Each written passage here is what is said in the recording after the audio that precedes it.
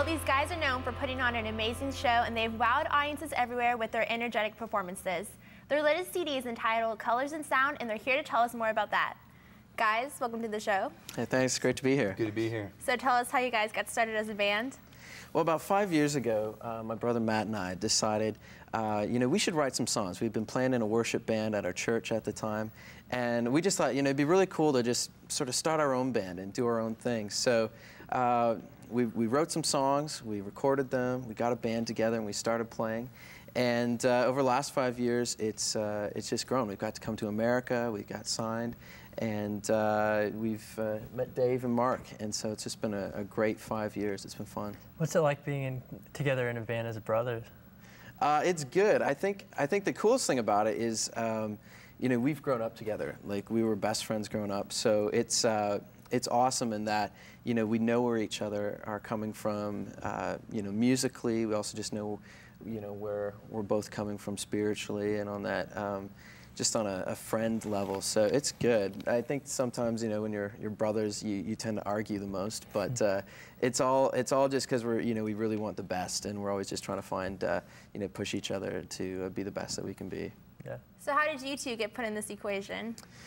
Well, about 4 years ago, we met Dave through one of my best friends, and he started playing drums for us.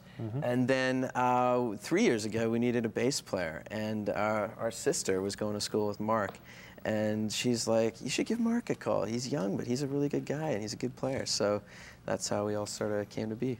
How did you guys get your name, Article 1? Article 1 comes from the Universal Declaration of Human Rights. It basically is the golden rule: do to others as you'd have them do to you. I think officially it's something like...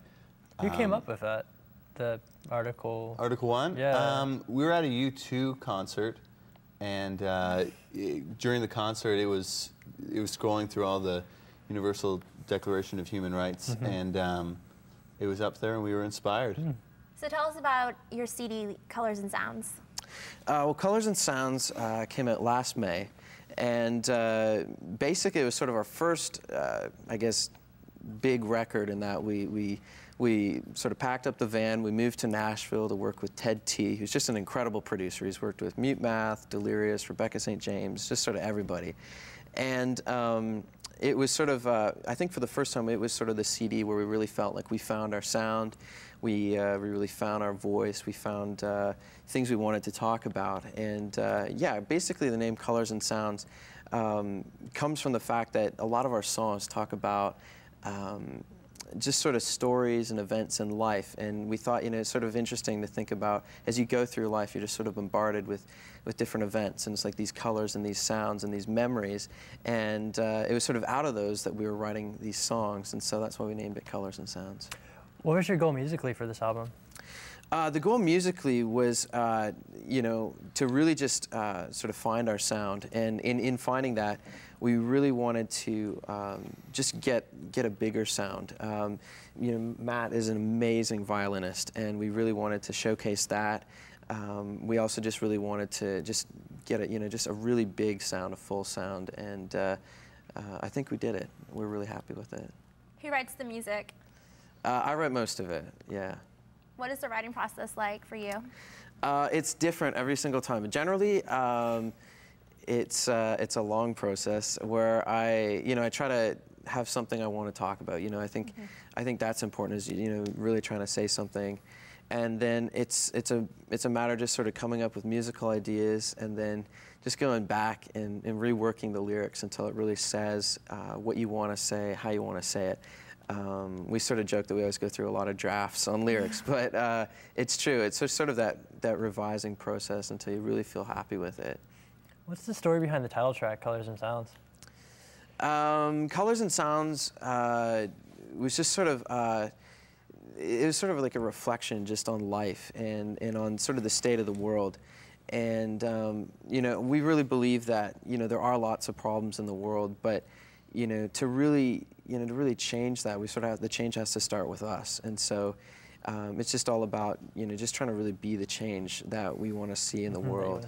Yeah. One interesting song on the album is Never Too Late to Call. Tell us about that.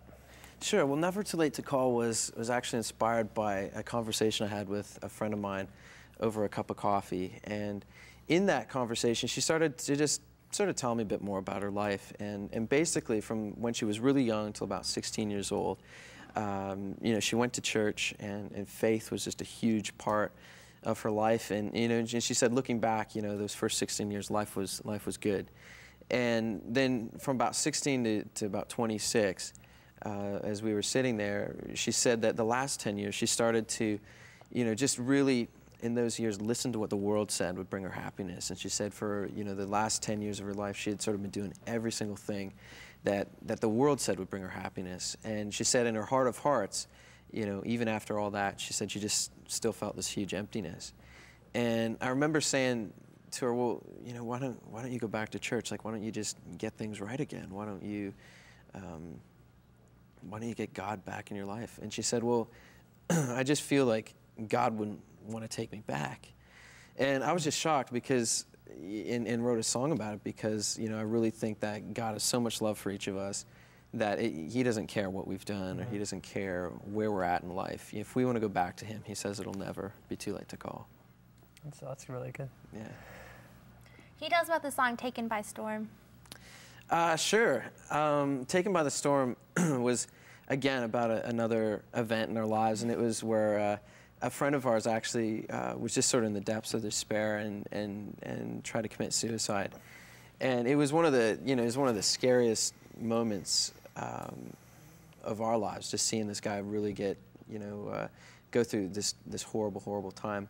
And again, out of that, sort of this song was born. And again, we really feel that, you know, when you have faith in your life, it doesn't matter how bad it gets. When you have God on your side, you know, you won't be taken by the storm. You'll get through whatever you're going through. So that's what that's about. What is the message you hope your fans take away from Colors and Sounds?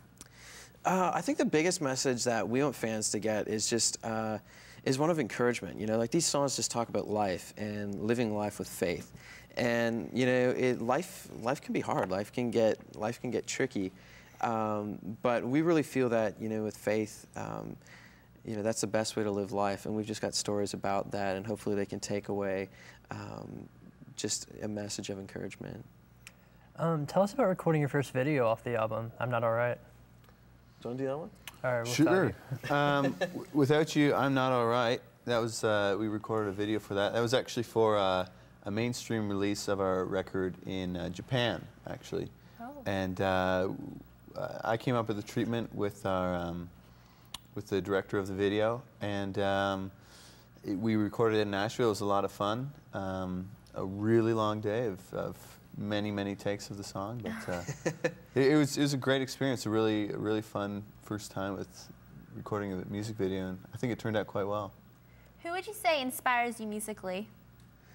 I think tons of bands. I think it probably varies from person to person, but For the you? list goes.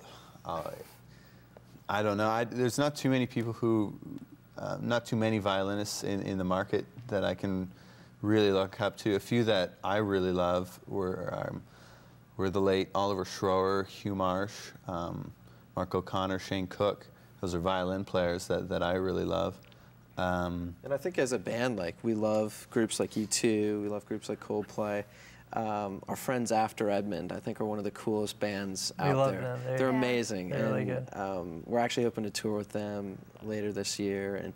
And yeah, the Afters are another great band from right here in Texas. And there's tons. There's so much good music out there that there's, you know, anytime we hear a great song, it's inspiring. How can we keep in touch and find out more about your new record?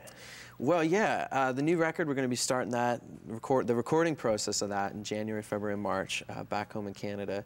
But yeah, probably the easiest way to stay in touch is through our MySpace page, which is myspace.com/Article1Music, or like our Twitter, which is twitter.com/Article1Music, or just our Facebook group.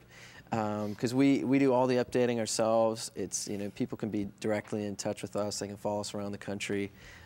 We got a lot of dates on the books right now for the fall, so yeah, that's probably the easiest way. Busy guys. Yep.